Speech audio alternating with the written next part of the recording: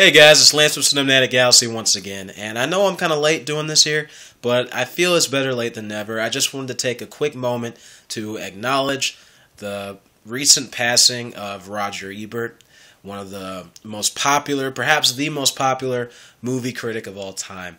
I just feel I have to say something, because without Roger Ebert, I would definitely not be doing this today, and I'm sure that just about everybody on YouTube who does movie reviews would not be doing what they do today.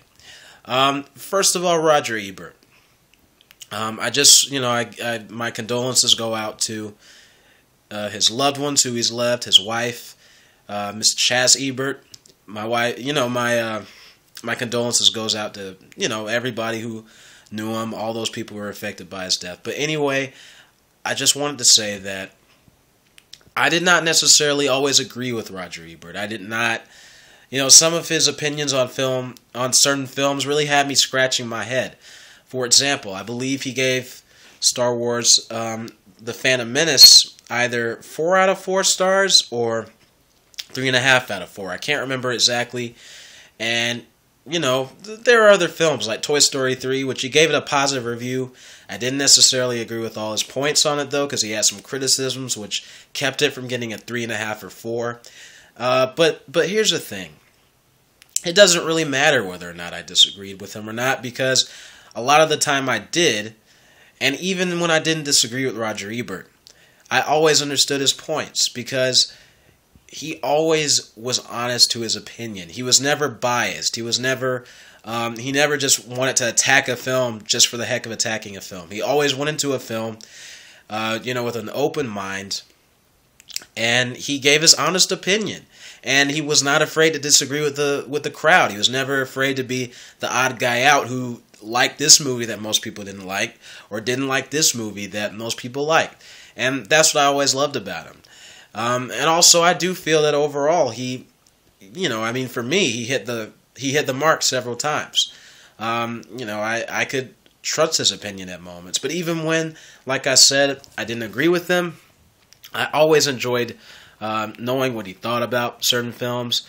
And even though I was not around to, I didn't watch Siskel and Ebert back when that was out, but I did look at, I've seen bits of clips on YouTube. I've looked at Ebert and Roper, and actually, I've watched the Ebert and Roper show.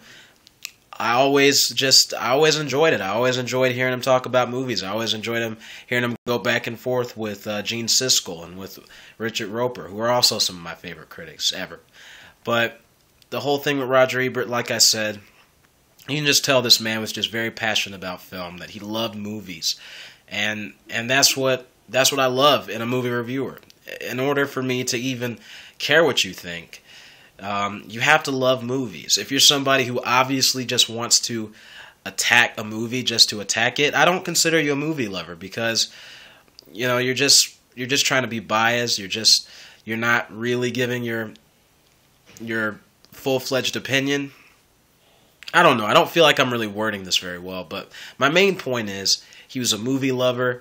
He gave his unabashed opinion, and the movie community has lost a great. I mean, that's just a simple fact. One of the quick things I wanted to say, for example, I remember he was not a fan of the original 2002 Spider-Man film for his own reasons, but then he came back and said that Spider-Man 2 was the greatest superhero film he had seen to date. So that right there shows you that he was not biased against Spider-Man simply because it was a comic book movie or whatever. He wasn't impressed by the first one, and he came back and absolutely loved the second one. And that was one of the reviews or one of his opinions that when I knew it, I had immense respect for him, because I knew that he was really watching movies from an objective point of view. But anyway, I feel like I'm rambling way too long. I just wanted to pay my respects to Roger Ebert. And anyway, guys, hope you enjoyed that. And this is Lance from Cinematic Galaxy signing off.